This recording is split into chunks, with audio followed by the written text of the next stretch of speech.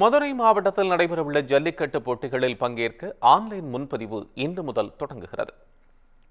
பொங்கல் பண்டிகையை முன்னிட்டு மதுரை மாவட்டத்தில் பாலமேடு, அவனியாபுரம், அலங்காநல்லூர் ஆகிய கிராமங்களில் ஜல்லிக்கட்டு போட்டி நடைபெறுவது வழக்கம். உலக புகழ்பெற்ற இந்த போட்டிகளுக்கான லட்சக்கணக்கில் மக்கள் ஆர்வம் காட்டுவர்.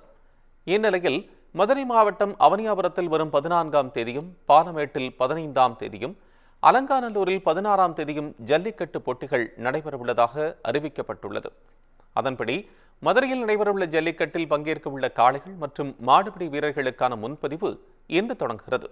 madurai.nic.in என்ற இணையதளம் வாயிலாக காளைகளின் உரிமையாளர்கள் மற்றும் மாடுபிடி வீரர்கள் தங்களின் பெயர்களை பதிவு செய்து கொள்ளலாம் என்றும், பதிவு செய்தவர்களின் சான்றுகள் சரிபார்க்கப்பட்ட பின்னர் தகுதியான நபர்களுக்கு மட்டுமே டோக்கன்களை பதிவிறக்கம் செய்ய அனுமதிக்கப்படும் எனவும் குறிப்பிடப்பட்டுள்ளது.